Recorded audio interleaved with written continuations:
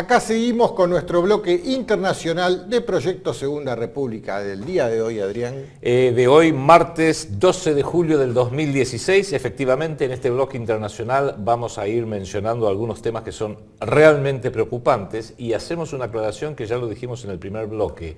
La razón por la cual hacemos todos estos análisis y tratamos de unir todos estos cabos para armar una suerte de modelo que permite entender qué es lo que realmente está pasando en el mundo, nace de la preocupación nuestra personal y del Proyecto Segunda República y de este canal TV1 de que los argentinos tomemos conciencia, y todos los pueblos hermanos, de los enormes peligros y amenazas que vienen desde afuera para ir posicionándonos para poder aguantar los embates que se vienen, soportar las tormentas y evitar los males mayores que vienen derechito hacia nosotros.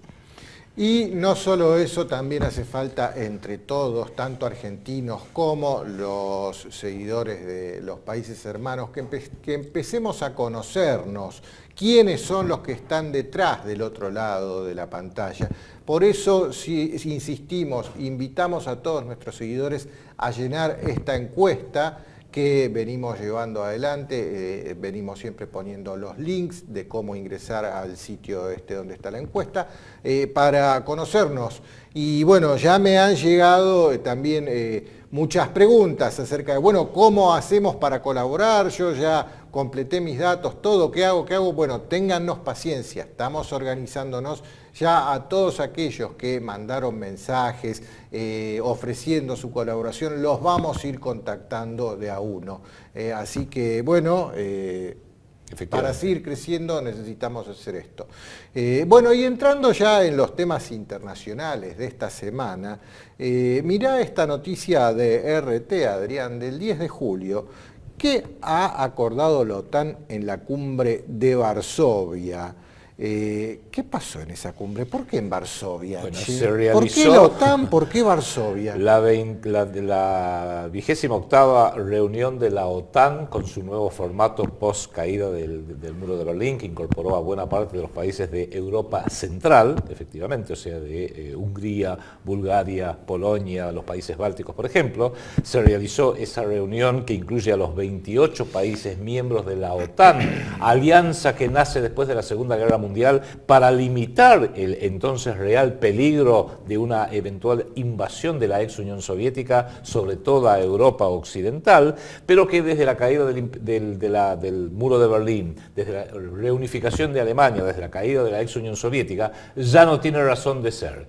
Y de la misma forma que la alianza que tenía la ex Unión Soviética en Europa Central se disolvió, la OTAN no hizo más que crecer y han tomado una decisión que es muy peligrosa, Enrique, esto que decís vos, que es que han tomado la decisión que se estaba preanunciada de mudar 4 batallones muy bien equipados y armados a Estonia, Letonia, Lituania, que son los 3 países bálticos, y Polonia. Y eso solo puede tener un objetivo, que es una amenaza directa a la Confederación Rusa. También han manifestado su decisión de continuar financiando, apoyando y armando lo que ellos llaman la operación Apoyo Decidido en Afganistán, nuevamente. Y todo esto lo viene realizando bajo la dirección del secretario general de la OTAN, que es un señor de nombre Jens Stoltenberg, que es miembro de la Comisión Trilateral, miembro del grupo Bilderberg. Y bueno, siempre decimos, ¿cómo se sentiría Estados Unidos si Rusia con algunos aliados militares hiciera reuniones, cumbres militares en Toronto, Canadá, o en Monterrey, México, para ver cómo ir cercando a Estados Unidos? Creo que se enojarían bastante y los entendería. Está bien. Por un lado, lo que vos decís, sí, la OTAN instalándose en la puerta de entrada, en el umbral de... amenazante. De Rusia. Amenazante. La OTAN, por un lado, pero los miembros de la OTAN, los integrantes de la OTAN, los integrantes europeos de la OTAN, los europeos y no los que se acaban de quedar afuera de Europa, ¿están de acuerdo con esto? Y papá Washington tiene que dar unas cuantas latigazos para ordenarlos. Y mirá esta nota de Hispan TV, esta nota de Hispan TV es del 7 de julio, que habla de que alemanes piden un bloque europeo desde Portugal hasta Rusia para reemplazar a la OTAN. La Cámara Baja, el Bundestag del Parlamento alemán, busca crear otro bloque de seguridad que incluya a Rusia para reemplazar directamente a la OTAN. El miembro del Comité de Defensa Parlamentario del país europeo, Alexander Neu, informa que el Parlamento de Alemania votará este jueves una resolución que pide establecer un colectivo de seguridad desde Lisboa hasta Vladivostok. A ver, desde Lisboa hasta Vladivostok Eurasia. Es frente a Japón, es la parte, el extremo... Frente a Alaska. Claro, frente a Alaska, eso es Vladivostok. Un extremo de Asia hasta el otro extremo de Europa.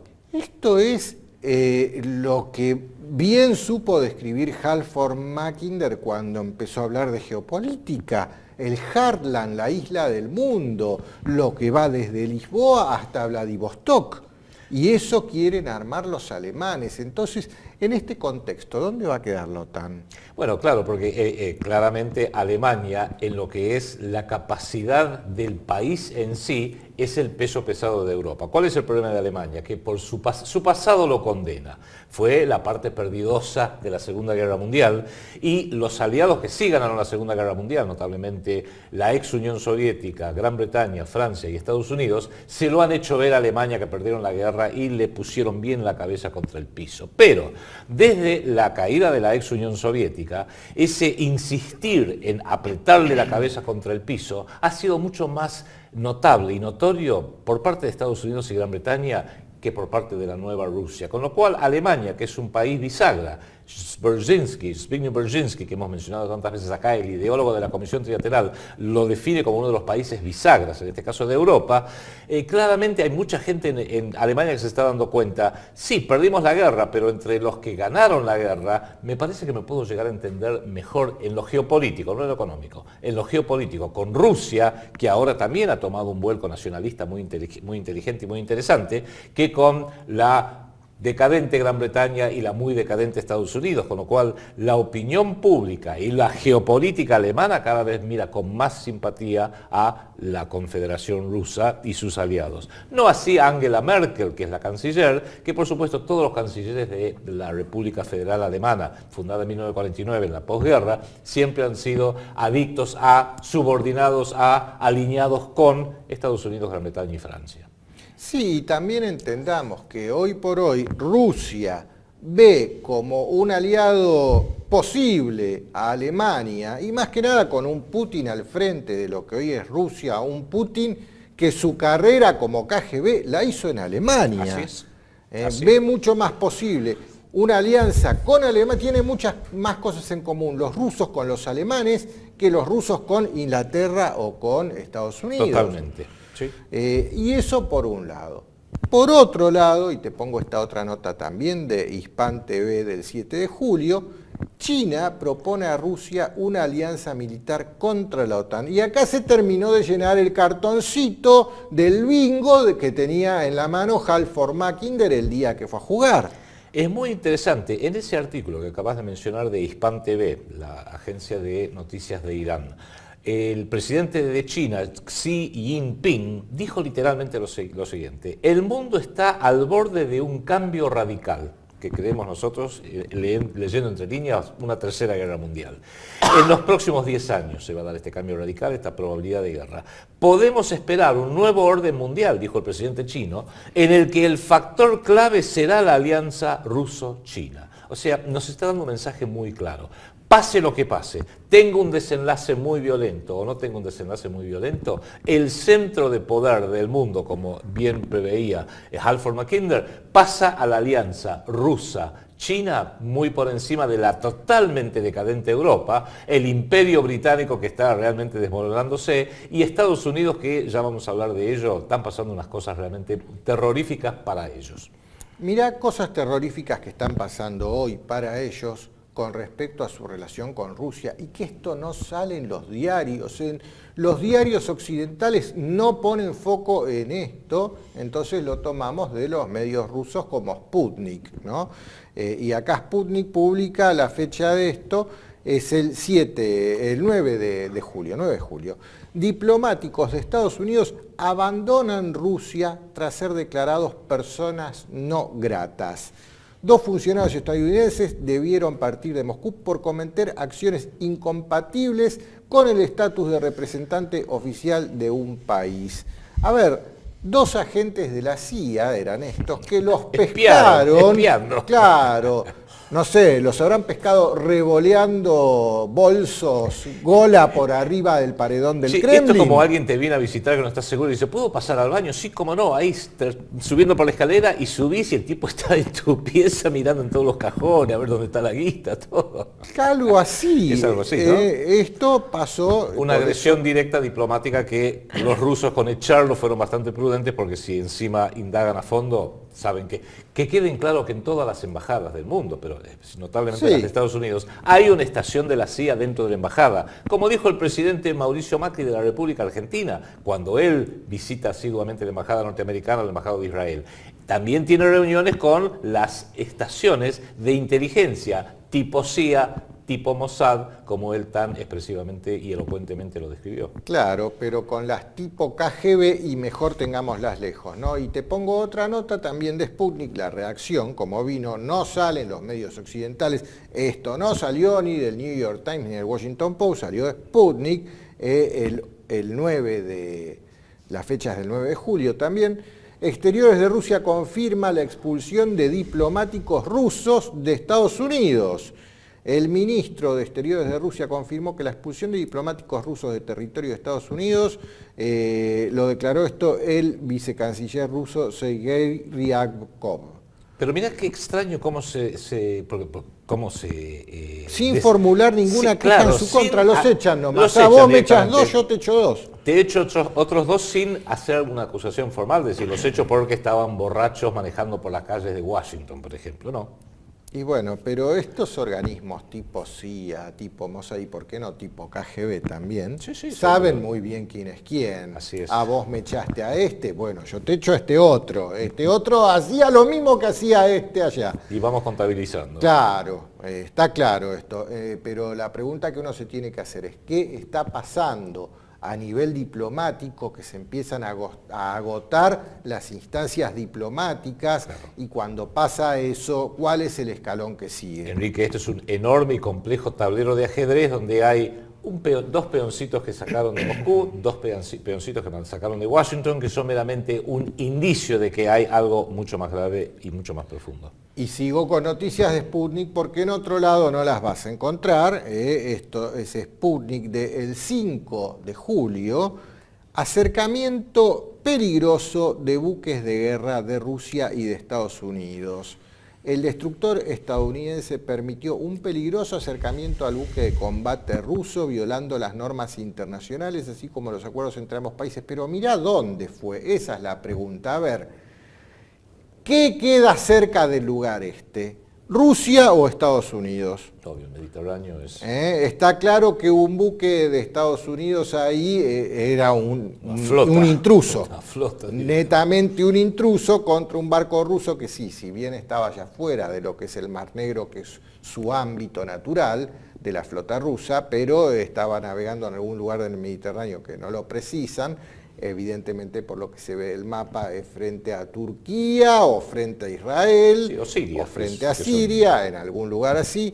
Y acá te ponen en esta nota las respectivas flotas. ¿Qué es lo que hay en esa zona de cada país? Y mirá Estados Unidos, la cantidad que tiene. 2 portaaviones. 2 portaaviones terribles, un montón de destructores, obviamente que todo esto es armamento nuclear. Son encuentros cercanos muy peligrosos entre las 2 principales flotas del planeta. Yo me pregunto a qué están jugando. ¿A qué están jugando? Y si a esto le sumamos otra nota más de RT, tampoco sale en los medios occidentales. 2 pilotos rusos murieron al ser derribado su helicóptero por ISIS cerca de Nueva Palmira. Esto es RT del 10 de julio. Ese artículo hace una aclaración. el helicóptero fue derribado con la asistencia de un sistema de misiles antitanque norteamericano que se llama TOW. Según los informes, los terroristas utilizaron el sistema TOW norteamericano para bajar el helicóptero que, habiendo terminado su munición, porque estaba en una operación de guerra contra ISIS, ese helicóptero procuraba volver a su base a una altitud muy baja, a una altura muy baja, y bueno, lo alcanzó este misil norteamericano que lo tiene ISIS. Y acá la pregunta obvia es, ¿cómo hizo ISIS para conseguirse no un par de misiles, un sistema de misiles que es muy complejo, muy pesado y muy visible y que hay que instalarlo y hay que tener técnicos norteamericanos para operarlo? Porque no es cuestión de decir, uy, me llevé tal equipo, hay que tener alguien, un técnico que lo sepa instalar, operar, preparar. Es como cuando usted le da una computadora nueva, si no entiende de computación, usted no va a saber siquiera por dónde empezar. ¿Cómo hizo ISIS para tener esto tan bien armado que pudo derribar un helicóptero ruso? ¿O es que ISIS y Estados Unidos un solo corazón, o por lo menos un único Estado Mayor? Entonces, con todas estas noticias que vamos analizando, se ve que por un lado, entre Rusia y Estados Unidos, hay una guerra de espías. Eso está claro. ¿Viste ese dibujito? Spy versus Spy, sí. Bueno, uno blanco y uno negro, ¿te acordás? Sí, hay una guerra de espías, eso está claro. Por otro lado, están jugando con los revólveres en la mano a los cowboys. A alguien se le va a escapar un tiro. A alguien se le va a escapar un tiro. Y por otro lado también, y para que esto no parezca que es una bravuconada, hay una mesa de negociaciones, una mesa, un canal diplomático.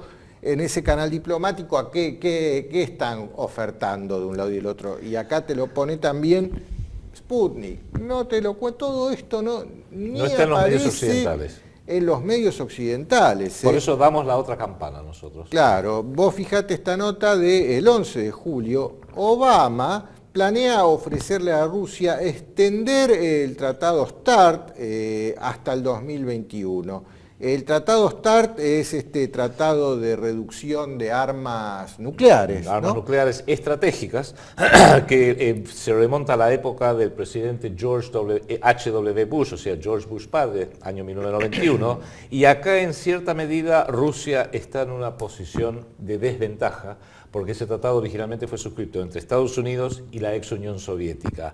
La ex Unión Soviética, la actual Confederación Rusa, una de las cosas que ha heredado es la debilidad tanto de la ex Unión Soviética que colapsó, como de la década que va de 1991 al año 2000 más o menos, donde la debilidad relativa de Rusia fue muy marcada, con lo cual ahí los propios rusos tienen que manejarse con mucho cuidado. Claro, porque este tratado fue hecho a la medida de un Estados Unidos versus una Unión Soviética, pero ya no existiendo esa Unión Soviética, habiéndose desmembrado, países que antes la integraban, hoy están con la OTAN. Sí, señor. Entonces...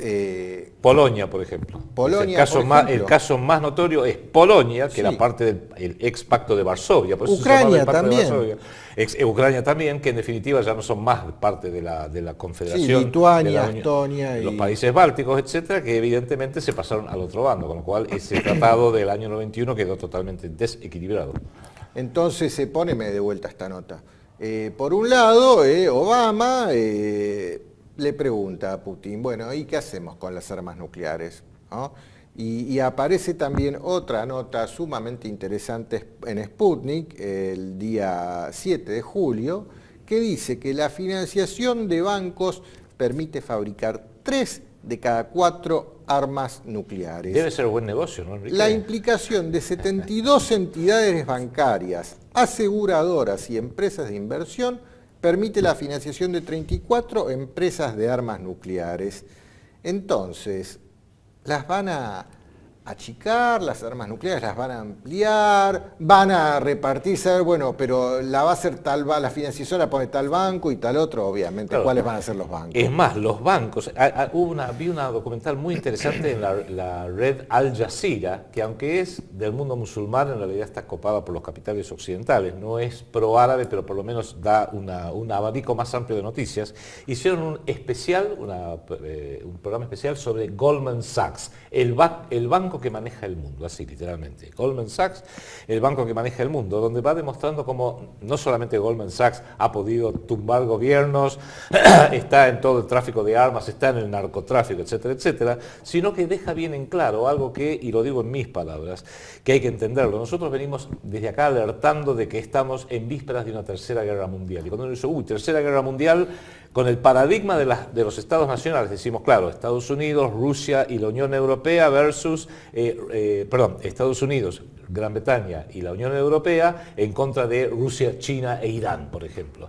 Pero eso es a nivel del paradigma de los estados nacionales. Uno tiene que entender cuando lee estas noticias como la que acaba de leer Enrique, de que los propios grandes bancos, el Goldman Sachs, el HSBC, el Citi, el Bank of America, Rothschild, Morgan Stanley, el Deutsche Bank, son los que financian tanto el armamento como la droga, como las deudas, imposición de deudas a los estados. Hay que entender que la tercera guerra mundial que ya estamos metidos es de esta superestructura planetaria, bancaria, mega bancaria de buitres y vampiros que domina todo el planeta en un bando, chiquitito pero muy poderoso, y del otro bando están los pueblos trabajadores de todo el planeta, en Argentina, en España, en Estados Unidos, en el Reino Unido, cuya voz fue escuchada hace pocas semanas, Alemania, en todo el mundo. O sea, es los megabanqueros, por un lado, que necesitan de esta guerra para poder mantener su ejercicio del control, nos tienen bien agarrados del cogote a todos los pueblos trabajadores del mundo, por un lado, y por otro lado, los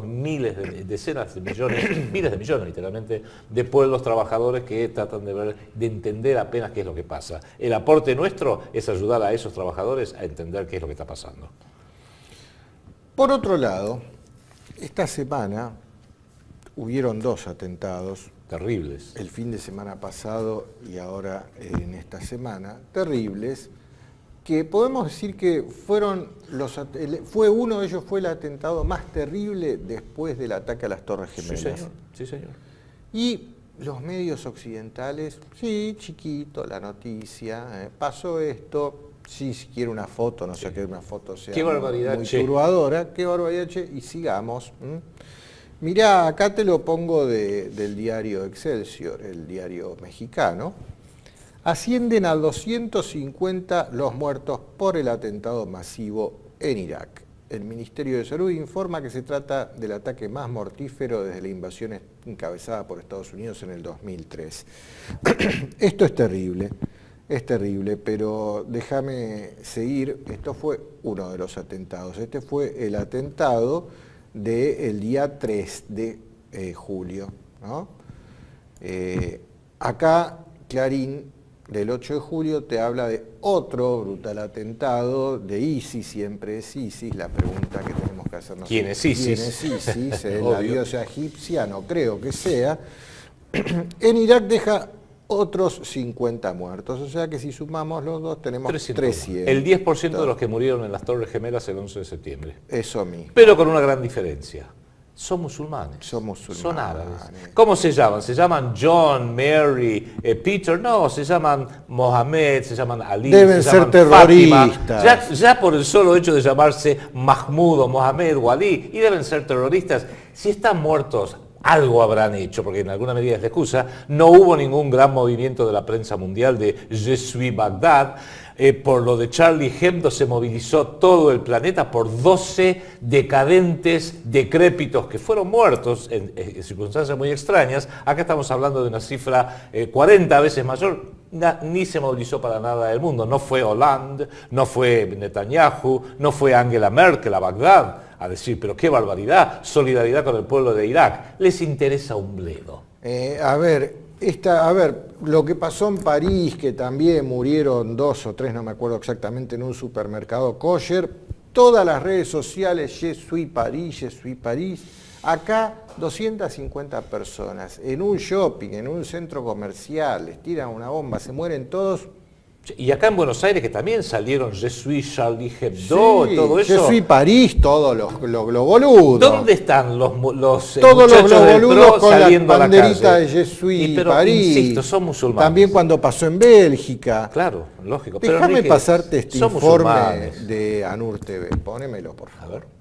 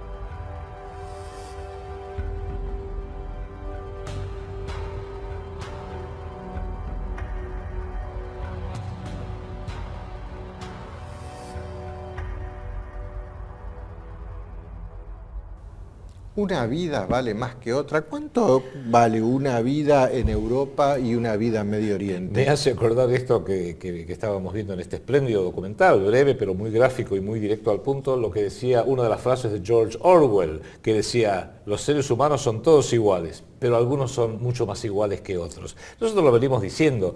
En realidad habría que empezar a publicar en los diarios la tasa de cambio entre los seres humanos, porque pareciera que un europeo vale 1000 musulmanes, un palestino vale 100 israelíes, un norteamericano o un inglés vale 10.000 musulmanes. O sea, acá tenemos un sistema planetario de control y agresión territorial, militar, económica, financiera, mediática, que hace que los seres humanos no sean todos iguales y se basan sobre dos conceptos fundamentales que los voy a insistir mencionando porque ayudan a entender el actual sistema planetario, el sistema mundial, que es fuerza e hipocresía. Fuerza militar matando, asesinando, porque ya queda claro, ISIS está creado por las fuerzas occidentales en forma clandestina. Por eso no dicen Estados Unidos que ellos lo crearon, pero uno empieza a leer entre líneas y empieza a entender que sí, financiamiento, entrenamiento, capacitación, armamento, Occidente, notablemente Estados Unidos, la Unión Europea, algunos países e Israel.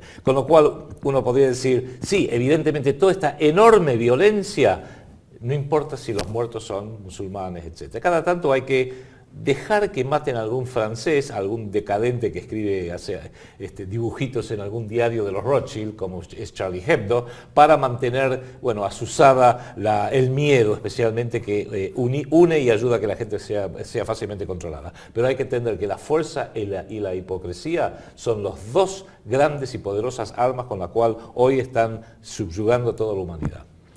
Mirá esta nota del portal Middle East Eye, víctimas sin valor. Las guerras de Occidente han matado más de 4 millones de musulmanes desde 1990. Esto para mí se queda corto. Sí, sí. 4 millones, a ver, hoy por hoy están invadidos Afganistán, Irak, Libia, Siria. Siria está Egipto, más de la mitad de la población desplazada. Sí, Egipto, sí, Somalia. Sudán la dividieron en dos países, una guerra civil tan grande que estamos hablando de Sudán del Norte y Sudán del Sur. Yo me fijé en Wikileaks, Enrique, sí. Un solo país, el caso de Irak. Tomemos Irak. Y es tan difícil determinar cuántos murieron, dónde y en qué momento. Por eso a veces me sorprende cuando se quiere pretender de que hay cifras exactas de muertos, de cosas terribles, genocidios que ocurrieron hace 70 años y apenas podemos mantener una cifra exacta de lo que ha ocurrido en estos últimos años. Pero, por ejemplo, en la encuesta de salud de la familia iraquí, que es oficial del gobierno, habla de casi 1 millón de muertos desde marzo del 2003 al 2006. Una revista médica británica, The Lancet, habla de 654.000 muertos como mínimo. Otra encuestadora de este tipo que se llama Informe de Medicina PLOS, no sé, habla de 1.033.000 muertos entre marzo de 2003 y agosto del 2007. Hay que agregarle todo esto que estamos viendo ahora. O sea, aún en el caso de Irak, las propias ONG occidentales hablan de 1 millón de muertos hasta el año 2007. Sí, sí, de Siria todavía no se sabe. No hemos hablado de Siria, se habla de más de 500.000 en Libia, no sabemos lo que está pasando en Yemen, no sabemos lo que está pasando en Afganistán, que es un pueblo martirizado desde hace décadas. Primero por la ex Unión Soviética que le invade en 1979 y hasta nuestros días, hasta el día de hoy, por la Alianza Occidental. Pero bueno, pasó el tsunami del Brexit y vos viste que cuando pasa un tsunami, después la marea empieza a devolver cosas a la costa, cosas que antes no se las veían y aparecen en la costa flotando. Bueno, el tsunami del Brexit devolvió un informe, sacó a la luz la verdad de lo que pasó con la invasión a Irak, por lo menos en lo que atañe a la pata inglesa, ¿no? Sí. Esta nota de Clarín del 7 de julio habla de que un informe acusa a Blair por la guerra en Irak. Fue una invasión evitable.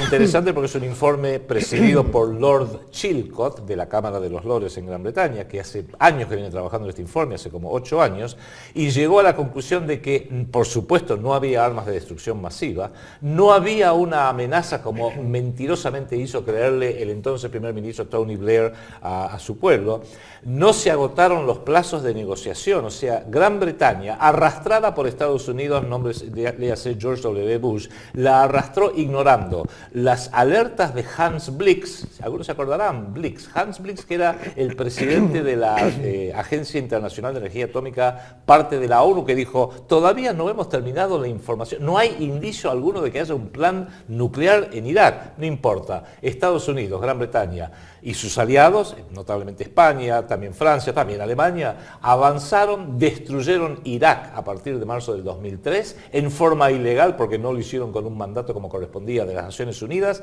han asesinado a esta millonada de civiles y no solamente no pidieron disculpas, sino que después dijeron, bueno, vamos a hacer lo mismo con Libia, vamos a hacer lo mismo con Afganistán, vamos a hacer lo mismo con Yemen, con todos los países que recién mencionáramos. Con lo cual, estamos viendo, acá hay que sacar una conclusión, más allá de horrorizarse de esto, el sistema mundial en el cual hoy estamos inmersos opera así, opera en base a mentiras, opera en base a ser matones que, como tienen el poder, como tienen las armas, como tienen el armamento y gastan mucha plata para tenerlo, se pueden llevar a cualquier país por delante, a cualquier país puesto, como decimos nosotros acá en Argentina, y esto es muy importante para todos los que ven este programa en Argentina y en todo el mundo hispanoparlante.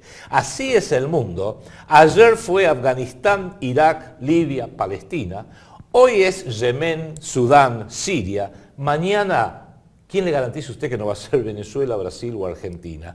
Aquella guerra en Medio Oriente siempre tuvo olor a petróleo, pero ahora la próxima crisis es de la comida y del agua potable. Con lo cual, vayamos despertando para entender lo que pasa y empecemos a exigir tener los líderes en cada una de nuestras naciones latinoamericanas, en todos los pueblos hermanos, que necesitamos, porque nuestras actuales dirigencias, colocadas por el dinero de los mismos que invadieron Irak y de los mismos que están destruyendo hoy en Medio Oriente, nos imponen supuestos líderes políticos que miran para cualquier otro lado, no entienden nada y no solamente son ignorantes, sino que son traidores que operan a favor de los enemigos nuestros potenciales y de los enemigos reales de los pueblos de Medio Oriente que hoy están diezmados en el mayor genocidio imaginable, pero de eso no se habla.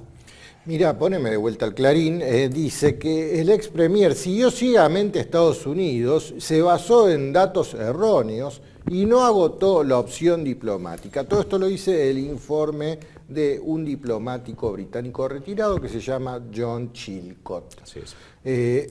Déjame seguir con un par de notas más que tienen que ver con esto.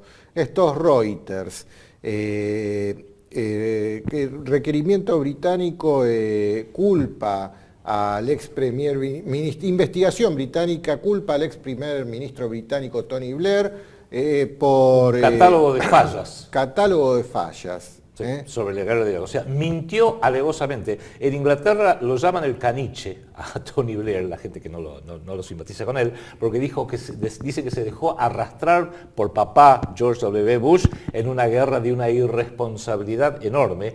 Las familias de soldados, las familias de soldados británicos que han muerto en Irak le están haciendo juicio a Tony Blair, a él personalmente, ya no al Estado británico por haberlos enviado a la guerra de Irak, sino a Tony Blair por haber creado una guerra absolutamente inmoral. Y ahí hay que entender, esto es un sistema mafioso y no espere otra cosa de un sistema mafioso que no sean las tácticas de la mafia. Sí, y acá también, poneme a Sputnik ahora. Sputnik te dice que Bush, Blair y Aznar, también lo meten a Aznar en esto, mintieron sobre los motivos de la invasión iraquí. Acá se ve la foto de una carta de Tony Blair, donde más o menos dice, se preguntan, bueno, ¿cómo hacemos para armarle la causa a Saddam Hussein? Me hace recordar al caso del jarrón de Coppola acá en la Argentina, ¿no? Exacto. Es terrible esto que está saliendo a la luz, la verdad que... Y durante años se decía que en realidad esta guerra, esta destrucción de Irak era consecuencia directa del terrible atentado que sufre Estados Unidos en Nueva York y en Washington el 11 de septiembre del 2001. Pero hay una famosa conferencia de prensa donde un periodista le pregunta, pero señor Bush, cuando no se encontraban las armas de destrucción masiva, pero ¿qué conexión hay entre el régimen de Saddam Hussein en Irak y el 11 de septiembre? Y Bush dice, ninguna. No tiene nada que ver. No, por supuesto, no. Saddam Hussein no tuvo nada que ver con el 11 de septiembre. Y se lo quedaron mirando diciendo, ¿y entonces nos equivocamos? No había armas de destrucción masiva. Fuimos. Sorry, daño colateral. 4 No. millones de muertos, daño colateral. Se nos cantó Cualquiera se puede Irak equivocar. y fuimos. Mirá esto de Independent. El hombre iraquí que ayudó a destruir a la estatua de Saddam Hussein con un martillo, esa foto recorrió el mundo, no te la ponen acá esa foto, pero esa foto recorrió el mundo. Sí, la tocó con unas sogas y la tiró. Claro, sí. Ahora quiere que vuelva Saddam Hussein. Dice que estaban mucho mejor cuando Saddam vivía que hoy. Y es verdad, estaban mucho mejor en Irak cuando estaba Saddam, estaban mucho mejor en Libia cuando estaba Gaddafi. Libia era prácticamente la muralla de contención para que todos los africanos no salten a Europa. O sea, hoy no solo que están peor en Libia, sino que están peor en Europa también. Y Siria es lo mismo para que todos los que vienen huyendo de las guerras en Medio Oriente no salten a Europa, y como están destruyendo esa muralla de contención, saltan a Europa, y Europa es la que está pagando hoy las consecuencias. Muy buena observación la tuya. Recordemos que el mapa de Medio Oriente básicamente fue dibujado después de la Primera y de la Segunda Guerra Mundial por Gran Bretaña y Estados Unidos, según los intereses de los pueblos árabes, no, según los intereses de Gran Bretaña y Estados Unidos. A Persia la dividen. El núcleo de lo que era Persia hoy es la República Islámica de Irán. E Irak fue una creación ficticia, fue una creación arbitraria. ¿Qué hizo Saddam Hussein? ¿Cuál fue la genialidad? Que tiene adentro de lo que era la República de Irak sunitas, chiitas, wahabitas, kurdos, un conjunto de distintos pueblos que inclusive se odian entre sí, y él con mano firme, con mano dura, al estilo árabe, llegado el caso, al estilo musulmán, que no es el nuestro, pero bueno, para ellos sirve, funciona, los mantuvo cohesionados en un Estado-nación que funcionaba. Y algo parecido hizo Muammar Gaddafi, que un país, Libia, que son todas tribus que viven en carpas en la mitad del desierto, las amalgamó, y lo hizo también que Libia terminó siendo el país del norte de África con el mejor estándar de vida, y por eso no hacían los libios y el resto de esa zona lo que me estaba diciendo Enrique Romero, no querían ir corriendo a Europa, en realidad estaban contentos con quedarse en Libia. La destrucción de Irak, la destrucción de Libia son dos de las raíces que apuntan directamente a la catástrofe de refugiados que hoy sufre todo Medio Oriente. Por Siria. Un Siria que tiene más de la mitad de su población desplazada y ya tiene casi 1 millón de muertos también. ¿Y dónde van? Y van caminando a Europa. Y a los europeos dicen, ay, pero qué barbaridad, ahí estoy en contra de la xenofobia europea, pero qué barbaridad, vienen caminando hasta acá, ¿cómo van a venir caminando a Francia, a Alemania? Pregúntense Jódanse, entonces, ¿qué hicieron ustedes, claro, Italia, Francia, Alemania, España, para que estén tan desesperados que van caminando con sus familias? Siguieron ciegamente a los designios de Estados Unidos. Así es. Es así de simple. Ahora jódanse, reclámenle a Aznar, A reclámenle a Berlusconi, Blair, a Sarkozy. claro, reclámenle a ellos en Europa. Y mientras tanto aparece Donald Trump, que cada vez está más afilado. Sí, la verdad que... Si llega a ser el presidente de Estados Unidos, va a haber un vuelco Sí. terrible, ¿no? Pero mirá lo que te publica Hasta que el no le Daily. llegue la bala va a poder hacer algunas Hasta que no cosas. le llegue la bala va a poder hacer mucho. Mirá lo que publica el Daily Express. Donald Trump decía que acá te pasan un video, como está en inglés no te lo voy a pasar. Pasar un cachito, vale la ver pena, ahora si- te digo, si lo podemos- porque es el estilo del hombre, que creo que es un poco manifiesta el estilo, muy yanqui, muy vulgar inclusive, pero es lo que los pueblos están en alguna medida reclamando. No sé si se escucha. You know what he did well? He killed terrorists. He did that so good. They didn't read him the rights. They didn't talk. They were a terrorist. It was over. Today, Iraq is Harvard for terrorism. You want to be a terrorist, you go to Iraq. ¿Qué es lo que It's está like diciendo Harvard. este buen hombre? Saddam Hussein, lo han criticado terriblemente los demócratas de Hillary y de Barack Obama. Saddam Hussein era un tipo malo, por supuesto que era un tipo malo, pero hacía una cosa buena, mataba a los terroristas, no le leía sus derechos, no los trataba en forma benigna, los mataba directamente, y eso es lo que hay que hacer con los terroristas. Y más de la mitad del pueblo norteamericano lo está aplaudiendo. Sí, A ver, líderes políticos, tomen nota no de lo que ustedes quieren decir, porque tienen un paradigma absolutamente metidos en sus cerebros. Escuchen lo que los pueblos quieren oír, que es muy distinto. sí, y decía también que hoy Irak es como Harvard para un terrorista. Si querés ser terrorista, anda a Irak. ISIS te enseña. Claro, es como ir a Harvard si querés ser economista. Tal cual, sí señor. ¿No? Bueno, obviamente lo que te enseñan en Irak para hacer terrorismo es tan perverso como lo que te enseñan en Harvard para ser economista. Más o menos, casi te diría que es equivalente. Sí, ambos son terroristas. Son que quede terroristas claro. económicos uno, guerrilleros los otros. Sí. Bueno, ¿me dejás hacer una pausa? Sí, señor. Vamos a una pausa, enseguida volvemos.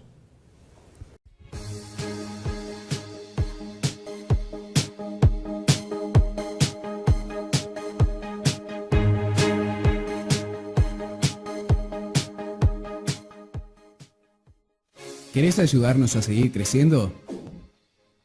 Seguinos en todas nuestras redes en internet. Facebook.com/Proyecto Segunda República. Twitter.com/PSR-Argentina. En YouTube, seguinos en 6 canales. Canal TLB1, el canal de Adrián Salvucci, el canal de Cucu, videos PSR, revisionismo PSR y defendamos la Patagonia.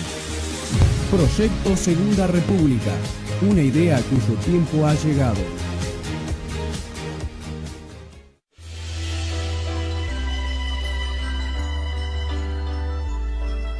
Presentamos el Proyecto Segunda República, un movimiento ideológico para pensar el país, que nació por el 2001. A partir de la voluntad de un grupo de personas que, al igual que muchos otros, creyeron que ya era hora de un cambio de paradigmas en la forma de administrar nuestra nación.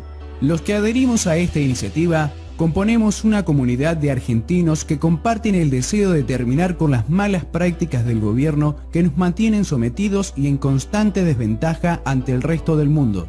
El proyecto se construye sobre 5 pilares. Restaurar el Estado soberano como institución fundamental al servicio de los intereses del pueblo de la nación. Recuperar la moneda soberana, impresa por un Estado soberano y al servicio de la economía real del trabajo y la producción. Rechazo del concepto de deuda financiera. Tenemos que saber cuánto debemos, a quién y por qué. Las deudas legítimas las vamos a abordar, las dudosas las vamos a investigar y las ilegítimas las vamos a repudiar. Liberación de las instituciones republicanas de su dependencia del dinero, para que cualquier ciudadano competente tenga voz y voto en todos los niveles de la administración del Estado. Recuperar los valores éticos y morales, porque la política debe estar subordinada a los valores culturales y éticos propios de la nación argentina. Proyecto Segunda República, una idea cuyo tiempo ha llegado. Conoce más de esta propuesta en www.proyectosegundarepublica.com. Busca en Facebook la página oficial del PSR, los videos semanales en el canal de YouTube del canal TLB1 y las páginas regionales del PSR para contactarte con personas de tu provincia.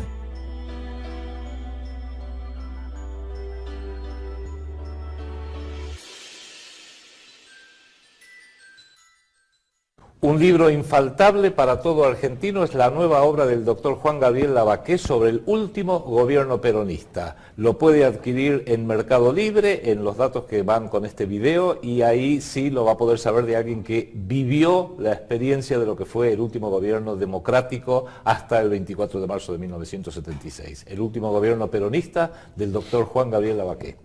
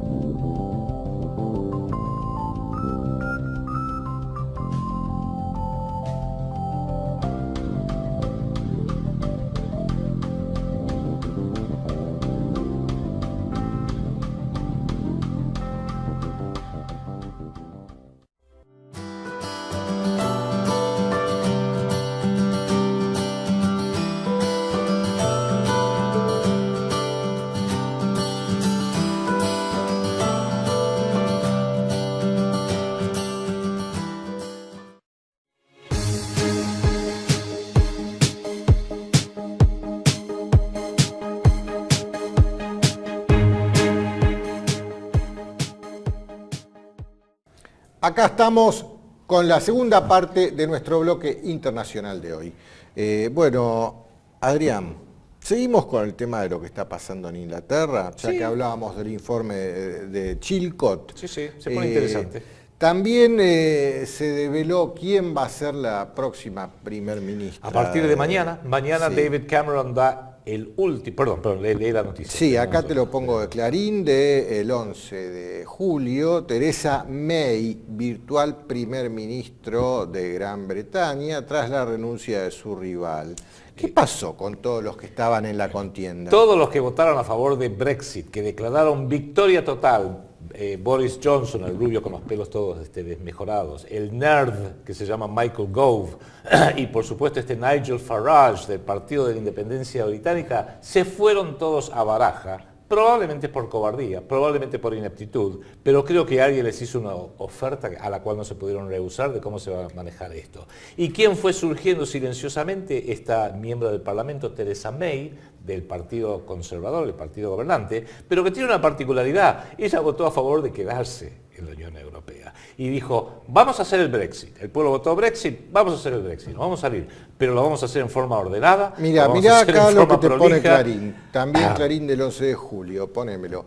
¿Qué dijo Theresa May? Brexit significa Brexit. Así es.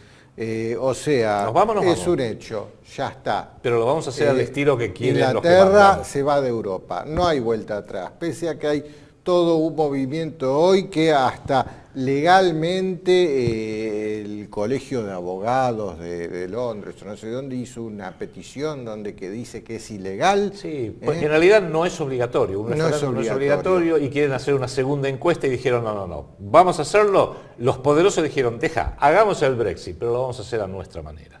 Pobre Inglaterra, ¿no? Entonces la pregunta que uno se tiene que hacer es, ¿no estaba pensado ya de antes que esto iba a ser así? Para mí que es el plan B que está haciendo ejecutado. No, el plan A era El plan A, este, sí, y sí, se sí. está saliendo como Sí, lo sí. querían. Sí, sí. Sí, a la gilada le hacen creer, qué barbaridad, votaron para que no fuéramos, ¿cómo hacen esto? ¿No se dan cuenta lo que ¿Podés poner hicieron? un segundito la foto de recién que habías puesto? Ponela, sí. Fíjense que inclusive tiene una reminiscencia a una primer ministra muy admirada en la historia reciente de Gran Bretaña, que fue Margaret Thatcher.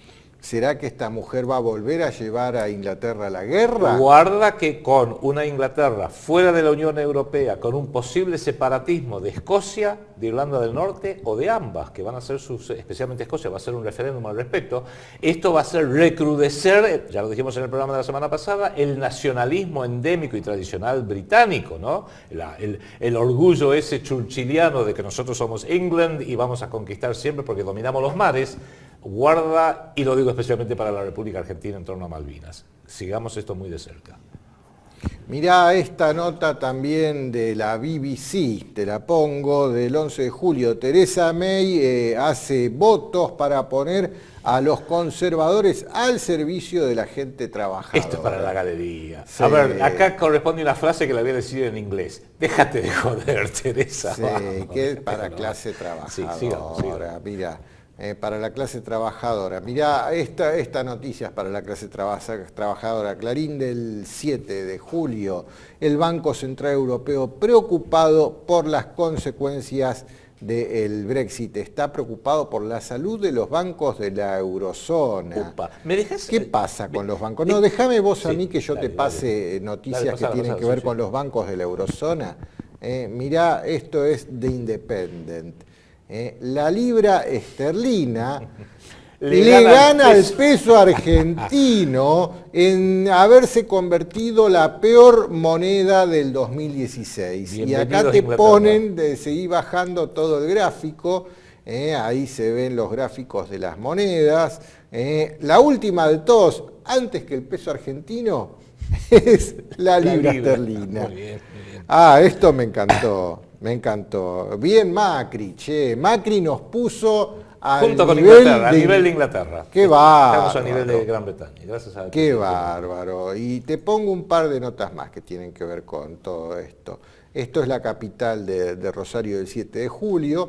Bajan las bolsas y se extienden los corralitos. Así es. En este caso, circunscripto solamente a lo que fueron inversiones en títulos inmobiliarios. Sí. Por ahora, pero déjame seguir. Por ahora, ¿no? Acá te pongo La Vanguardia, el diario catalán, que se preguntan por qué hay corralito en Reino Unido.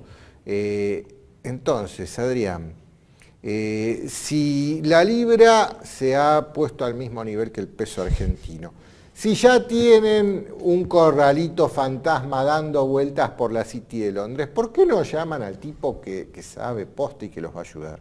Domingo Felipe Cavallo. Sí. Por supuesto, yo creo que si lo llaman a Domingo Felipe Cavallo, arregla todo el problema del Brexit, de la Unión Europea, todo, de un porrazo.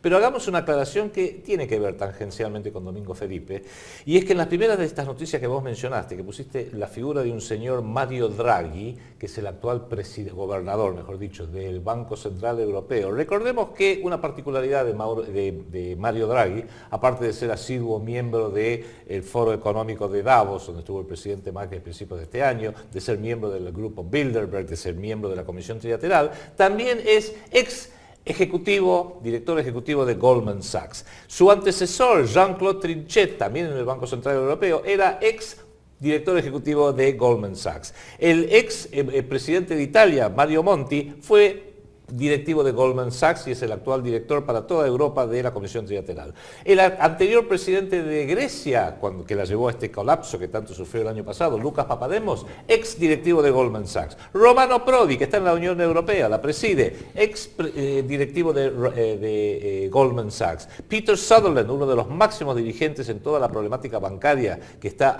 británico el hombre, que está abordando la Unión Europea, director de Goldman Sachs. Timothy Geithner, hasta hace poco secretario del Tesoro norteamericano, dirigente de Goldman Sachs. Hank Paulson, que bajo George W. Bush llevó toda la crisis del 2008, directivo de Goldman Sachs.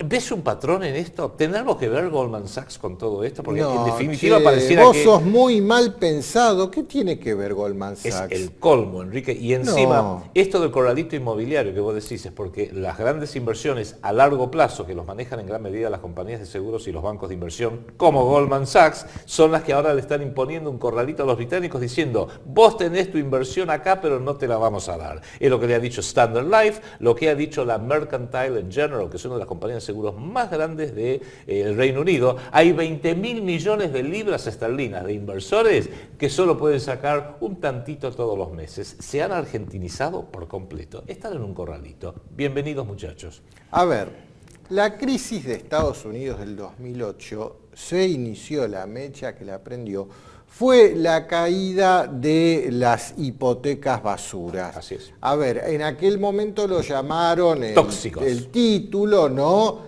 Hipotecas tóxicas.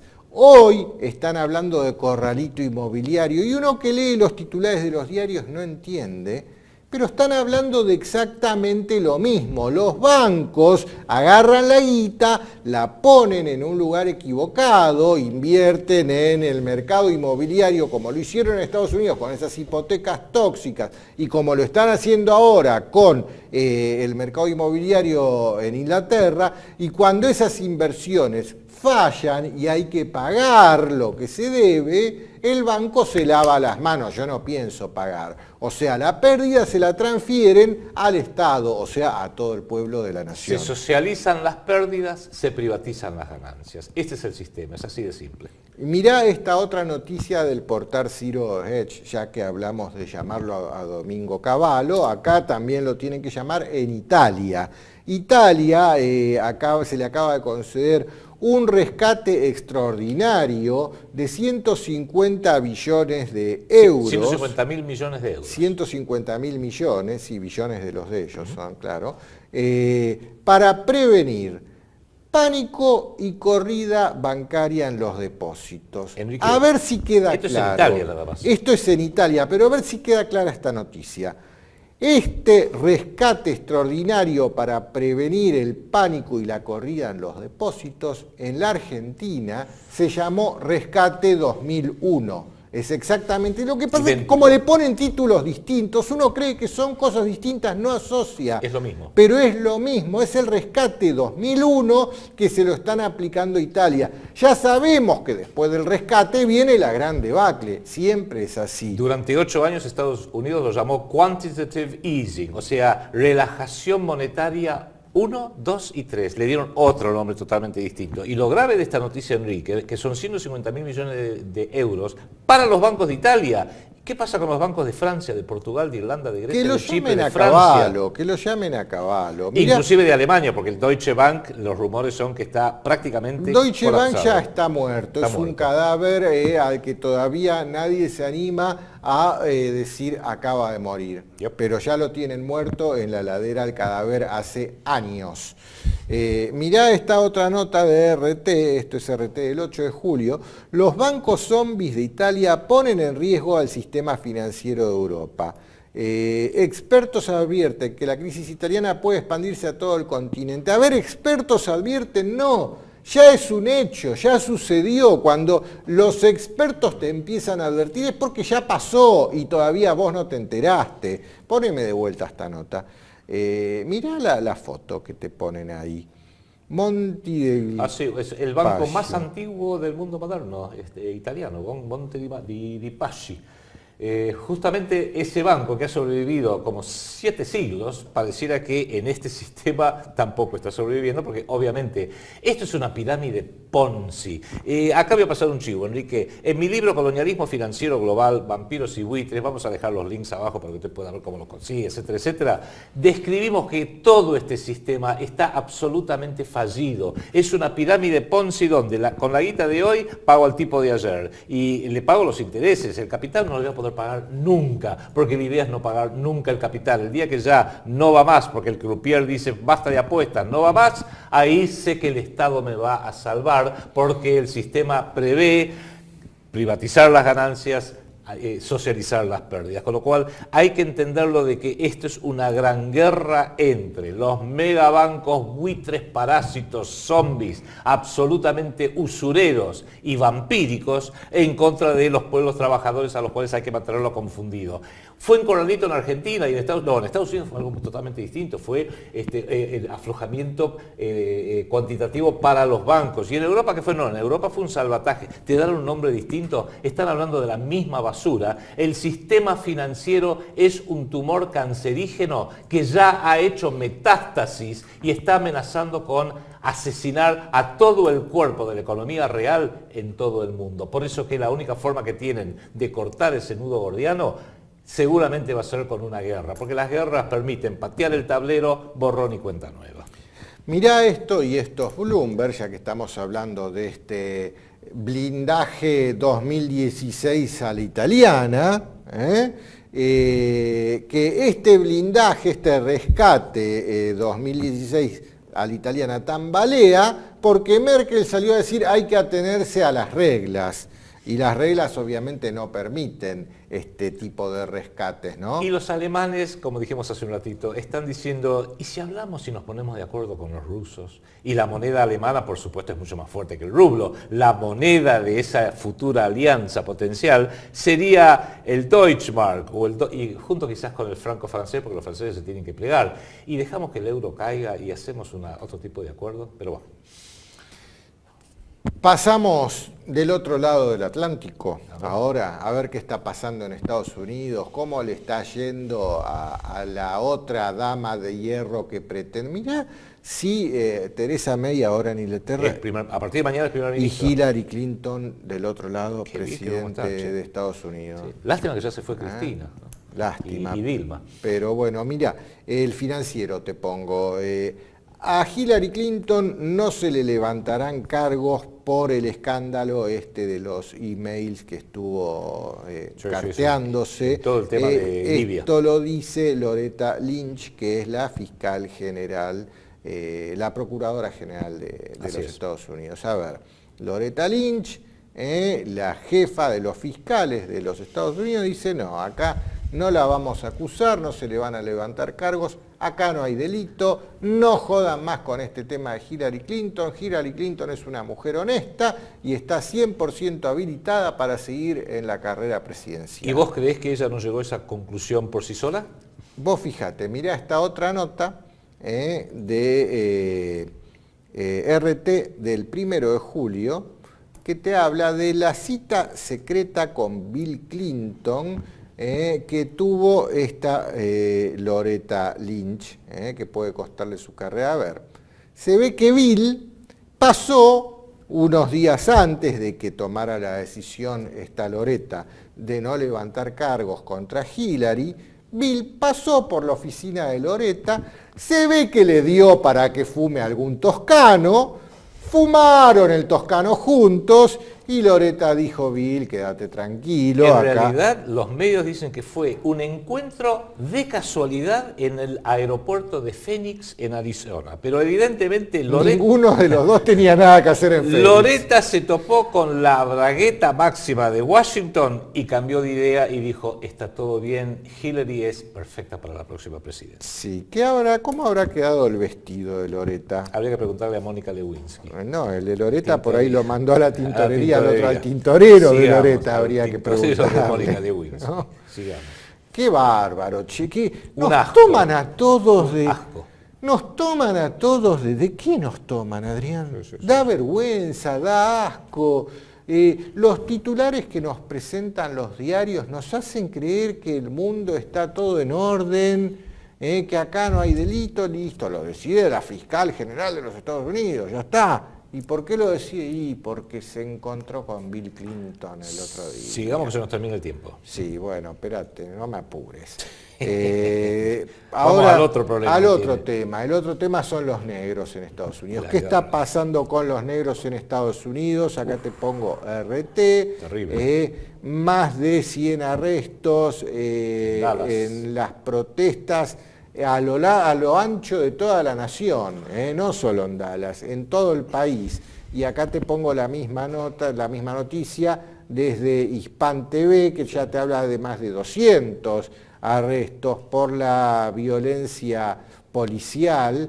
Y acá te pongo otra más de Hispan TV, que esta misma represión policial se está trasladando a Europa. Se está globalizando. Se está globalizando y no nos muestran esto en los diarios principales del mundo. Y te pongo la última más, en Alemania, mirá esto también es Hispan TV, 123 policías heridos por protestas violentas, mientras tampoco nos muestran lo que está pasando en París, ese Je suis París que tanto le gusta poner a los globoludos en su red social. Bueno, en París hay unas revueltas terribles, masivas, protestas sociales que no están saliendo en los diarios.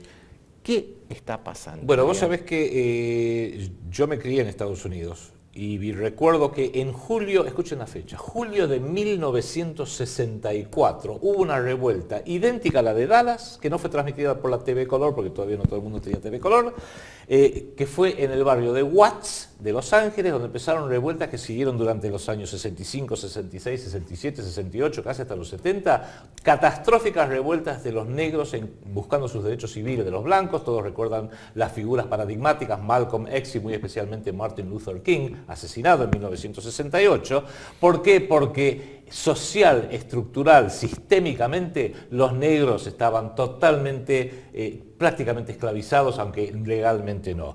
Pasaron 52 años, nada cambió, sigue todo igual. Tendrán derechos formalmente legales, tienen el derecho democrático de meter su voto en el misterio de la urna, pero no cambió nada. Los siguen teniendo aplastados con la cabeza contra el piso y lo saben. Ahora hay otro tipo de ingeniería social. Usan el narcotráfico, usan la desculturización, usan la música rap, usan el alcohol, 10.000 cosas, pero para que los negros sigan viviendo mucho peor que los blancos, porque volvemos a la tasa de cambio, un norteamericano blanco vale más o menos 5.000 a 10.000 negros.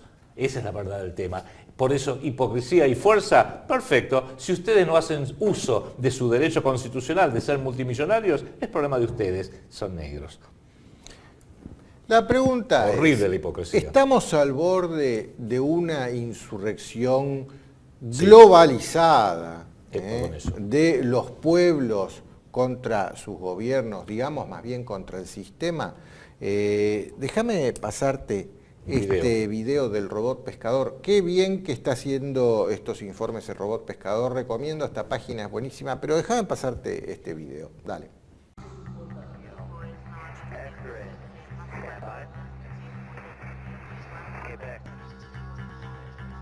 Según advierte el analista Justin King, en la web antimedia.org, Estados Unidos podría estar al borde de una insurrección, basándose en lo que define como el ciclo de insurgencia.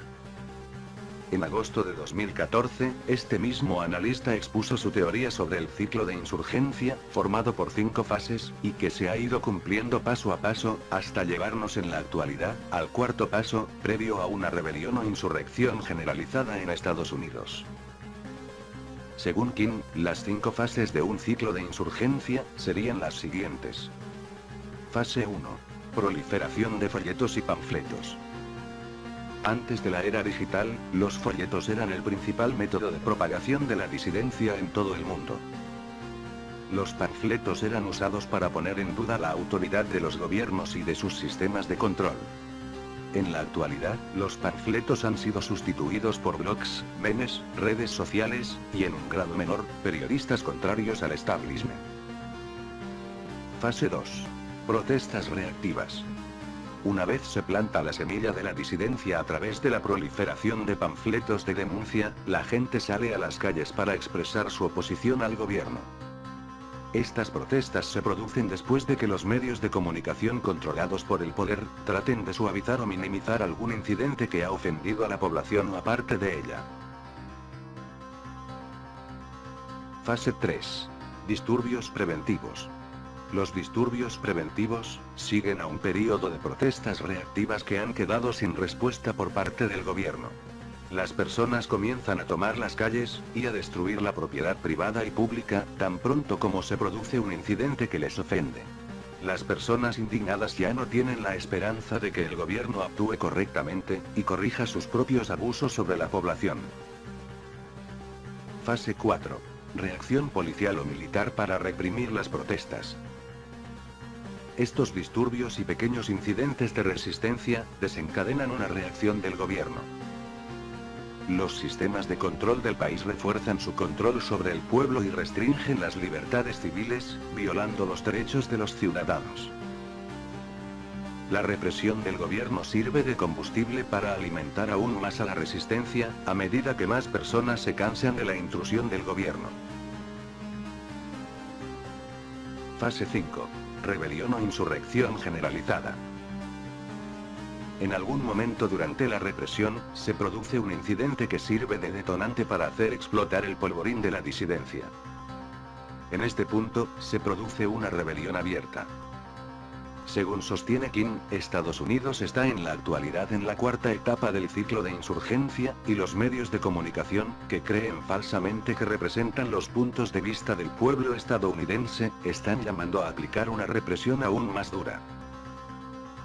En opinión del analista, nunca en toda la historia, un movimiento insurgente que haya madurado a través de estas fases y haya llegado a esta etapa, ha conseguido ser sofocado por la fuerza. Y como colofón final, cita al presidente John F. Kennedy, que en su momento dijo: "Los que hacen imposible una revolución pacífica, hacen inevitable una revolución violenta". Los próximos meses y años, nos dirán si se cumplen estas fases. Lo más probable es que si se refuerza o militariza aún más a la policía, lo único que se conseguirá es alimentar aún más la posibilidad de un levantamiento. De hecho, el propio analista aconseja que la policía se desmilitarice y que se castiguen sus crímenes y abusos constantes y crecientes por parte del propio gobierno, para impedir que las protestas vayan a más y se entre en la quinta fase.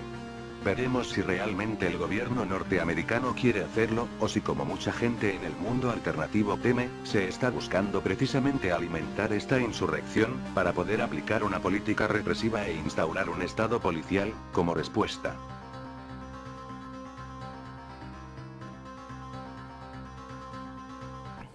¿Se está buscando, Che, esta insurrección social para terminar instalando la ley marcial? Y bueno, sí, sería la desintegración controlada del Estado Nacional norteamericano, que es una precondición previa a la instauración de un Estado nacional global, de un Estado único, soberano global, que imponga su voluntad sobre todo el mundo, incluido Estados Unidos, con sus gravísimas distorsiones sociales.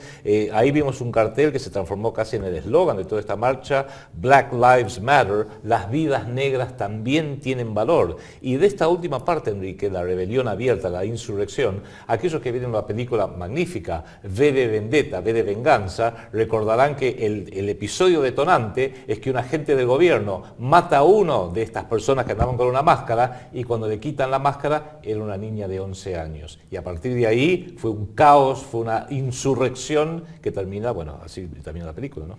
Entonces, evidentemente, están presionando a los pueblos del mundo para que se levanten, para generar esta insurrección. ¿Por qué? Porque ya tienen todo listo para la instauración de esta ley marcial, de este Estado policial. Investigue un poco en la web lo que tiene que ver con los FEMA camps, estos campos de concentración del Federal Management. Sí, la Administración Federal de Administración de la defensa civil emergencias. equivalente, ¿no? Ya tienen todo listo, los campos de concentración, dónde van a meter en cana a la gente, todo.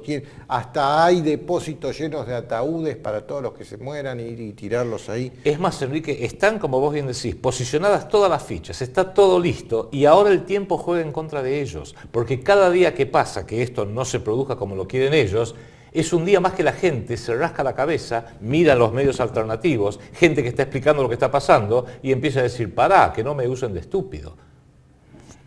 Así es. Pero bueno, se nos terminó el tiempo. Déjame Adrián. hacer un último rápido comentario hacerlo, y sí, ya nos despedimos hasta la semana que viene. En las últimas horas tomamos conocimiento a través de algunos pocos medios, en Argentina ninguno, sí en Europa, en España, que en el fin de semana pasada la Policía del Pensamiento de España allanó una vez más la librería Europa de Barcelona, que es una librería con bibliografía de pensamiento alternativo. Arrestó a varios de sus empleados y pide la captura de un gran amigo de esta casa, el señor Pedro Varela. Librero, editor, investigador, conferencista, revisionista catalán.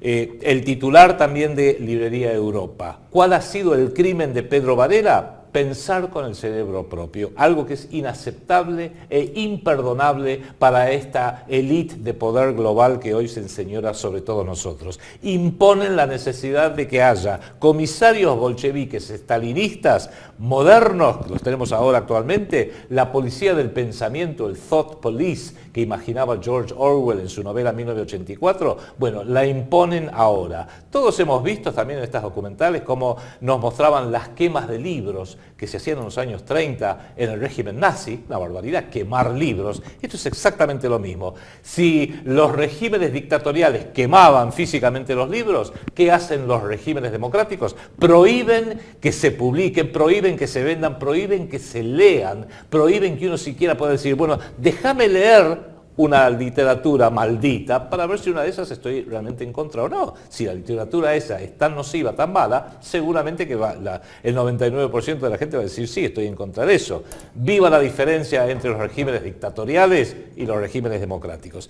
TLV1, el proyecto Segunda República y este programa Segunda República desde la República Argentina manifestamos nuestra total solidaridad con el luchador inclaudicable, don Pedro Varela de España, y hacemos un llamamiento a todos los españoles que nos siguen para que también manifiesten su solidaridad con Pedro Varela y empiecen junto con nosotros a rebelarse contra estos comisarios del pensamiento soviético que hoy usurpan el poder en la noble España y que pronto lo van a estar haciendo también en otros países. A los argentinos, si hoy no hacemos nada, mañana también van a venir a golpear nuestra puerta para quemar cualquier libro que ellos consideren que no es conveniente.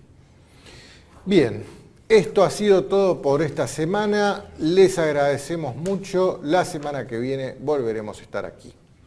Hasta la próxima.